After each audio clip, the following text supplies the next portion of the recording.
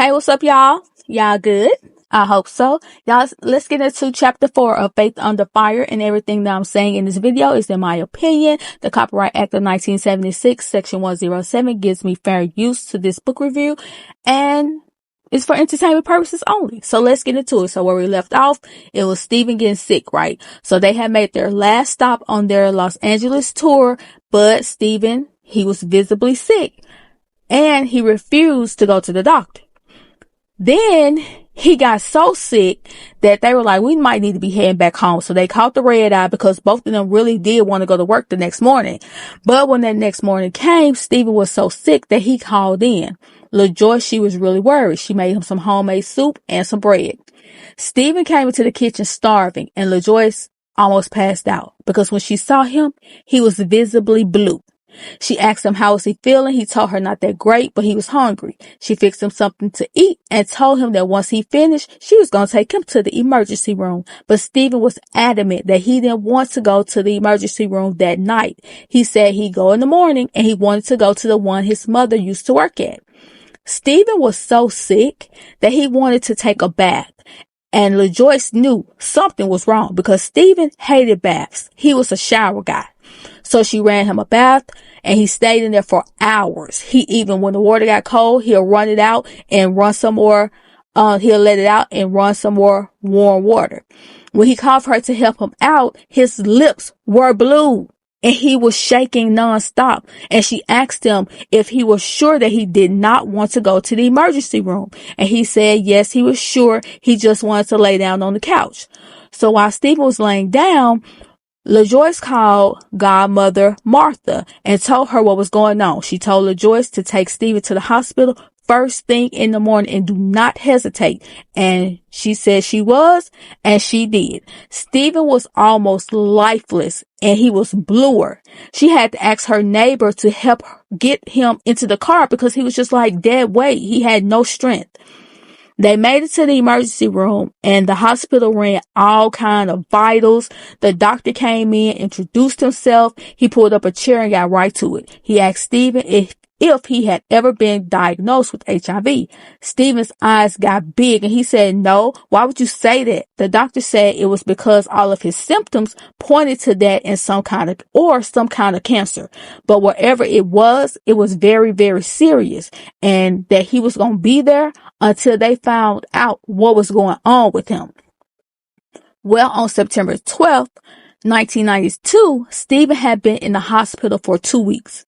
LaJoyce wanted to be there for Stephen, but she still had to do work. They still had bills that had to be paid. Then on September 24th, she turned 30, and her friend Teresa, who they call Tiger, flew in to help her celebrate. They went to visit Stephen first, and he had some flowers in a card for LaJoyce, and he told Teresa to take his wife out for a nice dinner. Teresa was like, sure, I'm gonna take care of my girl. She gave Stephen a hug, and she told him, get better, 'cause she needs you, friend. At dinner, Teresa told LaJoyce that Stephen looked bad, and she wants to know what kind of hospital wouldn't know what was wrong with him after 2 weeks. LaJoyce said, I know, right? But he won't go anywhere else. Teresa said maybe he feels closer to his mom at that hospital. LaJoyce says, that's what I was thinking too, but they need to tell me something soon. The next day, at the Black Leadership Conference on AIDS, Stephen's doctor called and said that they were putting him in ICU because he had a fever of 104 that wouldn't go down, and that she needed to get to the hospital right now. LaJoyce asked the doctor if they had diagnosed him yet. He said no, but we do have more tests to run. LaJoyce asked them if they had tested him for AIDS. The doctor said there's a protocol for that, and LaJoyce didn't want to hear nothing about a protocol because y'all have had Stephen for 2 weeks. She told the doctor to test him for it and don't let her have to ask him that again. LaJoyce left work and headed to the hospital. On her drive, she could hear the Holy Spirit telling her to open her hands. She stretched out her fingertips and she felt a warm sensation go through them. She praised God right then and there because she knew what to do. When she made it to the hospital, Stephen was sitting up drinking some chocolate milk, and he was surprised to see her. So she gave him a kiss on the forehead. She rubbed his feet, legs, thighs, belly, arms, and ears. She kissed his forehead again. Then she left. She told the nurse, "Call me when that fever go down." She went back to the office because they had an all-nighter because they still had that big event that they were planning. 2 hours later, the hospital called and said that Stephen's temperature had gone down and he was back in his room. LaJoyce praised God again. On October 12th, the big event that LaJoyce was the organizer over, it went off without a hitch. Teresa and her brother flew in, to be there for her since Stephen was in the hospital. And during one of the gospel songs, LaJoyce got very emotional and she ran out. Her friends followed her, they comforted her, and made sure she was good.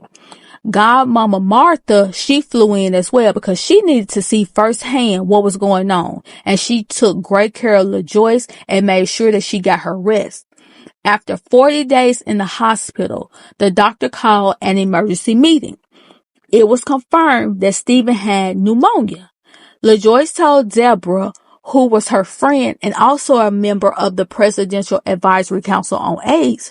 Deborah pulled LaJoyce to the side and asked her if the doctors had mentioned the term pneumocystis carinii pneumonia and that it is associated with people who are HIV positive. She told LaJoyce that she needed to brace herself for what the doctors will tell her. And LaJoyce was like, brace myself? The next day, LaJoyce, Godmama Martha, and Uncle Charles arrived at the hospital for the meeting.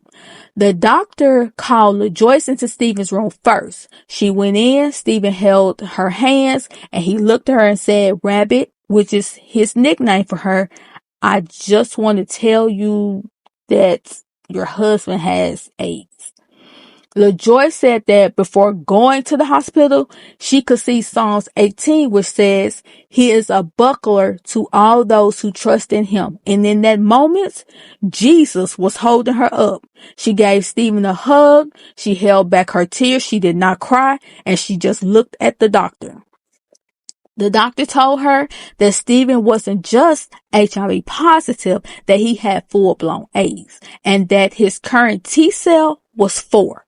A normal count was between 1,200 and 1,500. And that the day that he walked into the ER, he was on his way out of here. He was about to DIE. The doctor told her that they needed to get Stephen on a round of antiviral meds and find an infectious disease doctor. Next, they told Uncle Charles and Godmama Martha, and they were both heartbroken to hear the news. Then an AIDS counselor came in to tell LaJoyce how she could get tested and how they could protect themselves. LaJoyce told the nurse, "You will take my blood right now because I am covered by the blood of Jesus." The counselor kept trying to convince LaJoyce to go through the counseling session, but she told her that "You can run my blood now, or I can go somewhere else." The counselor said that she would have to tell her boss that LaJoyce was denying counseling and that she called her with an appointment date. The nurse also asked if they were being intimate and if they used protection. They both said yes to being intimate and sometimes to whether they used protection. In LaJoyce's head, she said it was crazy that they were suggesting protection. It wasn't even 100% when it came to pregnancy. So what did they think it was going to do against this disease? LaJoyce said that she was done being intimate, even though Stephen didn't know it. The nurse also told her that bleach, KILLS, is the virus. So bleach everything, especially the bathroom, the clothes, and the dishes. The counselor told LaJoyce that she would call her in a week for her appointment. The nurse gave them a hug and she left. The next day, Deborah picked LaJoyce up from the hospital to take her down to the men's health crisis so that she could, receive goods and services for people with AIDS. But it was closed. So she was going to call them on Monday. So on Sunday, Stephen wanted her to come to the hospital so that he could tell his friends, sisters, them. LaJoyce stayed at Stacy and Claudette's house that night because it was closer to the hospital, and plus, Stephen wanted her to tell them. LaJoyce stayed up all night because she had so much on her mind. She heard Stacy and Claudette in their room talking about her staying up all night. So they knew whatever she had to tell them must have been serious. So she knocked on the door and said she hadn't been able to sleep because Stephen wanted her to talk to them, but she just didn't know how. But she let them know that they had a meeting with Stephen's doctors and they said he had AIDS. Claudette was sitting there helpless, and Stacy broke down crying because he and Stephen have been best friends since they were little kids. After the news, they went to the hospital and Stacy ran into the room and hugged Stephen. He just would not let him go. Then his sisters arrived. Stephen asked Stacy and Claudette to stay in the room while he told his baby sister, but Stacy excused himself because he already knew she wasn't going to be able to take it well. Stephen and the baby sister, they got along okay. It wasn't until the older sister got into the mix. That's when the baby sister would act funny with him. When he told the baby sister, she lost it. She cried and cried and cried. They had to take her out the room. Then the older sister came in. She sat in the chair. She crossed her legs, started swinging her foot. She waited to hear the news. She waited to hear what he got to say. When he told her, she said, "I knew that." Stephen was like, "What you mean you knew that?" She said, "Mama knew and she told me." When LaJoyce heard her say that, her mind flashed back to the wedding video when the older sister said, "He's your problem now. You're taking a lot off of our hands." And to when Mama Mo said, "See, Stephen, I told you about all the worrying. Everything works out in the end. Wink, wink."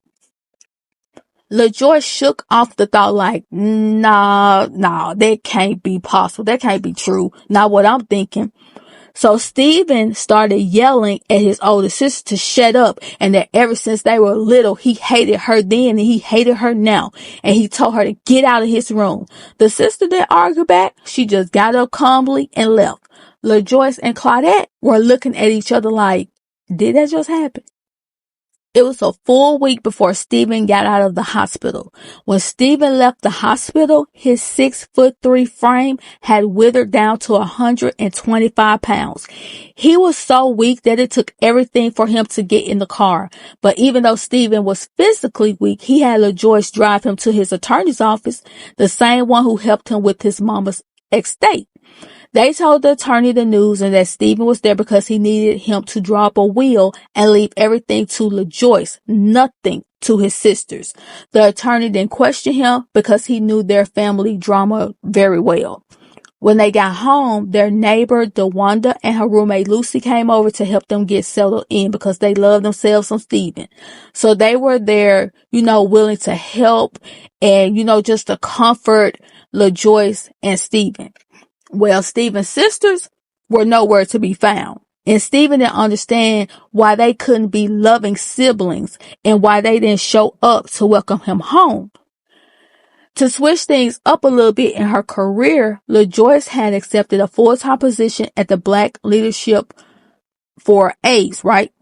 The only problem was that her first day on the job was the same day as her health test. So she got there first thing in the morning. When the nurse arrived, she asked her where was she going all dressed up. And LaJoyce let her know that she was starting a new job with the BLCA and that God placed her there right when she needed to be there. The nurse didn't understand. LaJoyce explained that even though that organization has been around for about 10 years, she had never heard of it until a month before Stephen went into the hospital. And she asked the nurse, and she also told the nurse that Jesus kept her covered, even though she was in contact with a person with that disease. The nurse was amazed at LaJoyce's faith.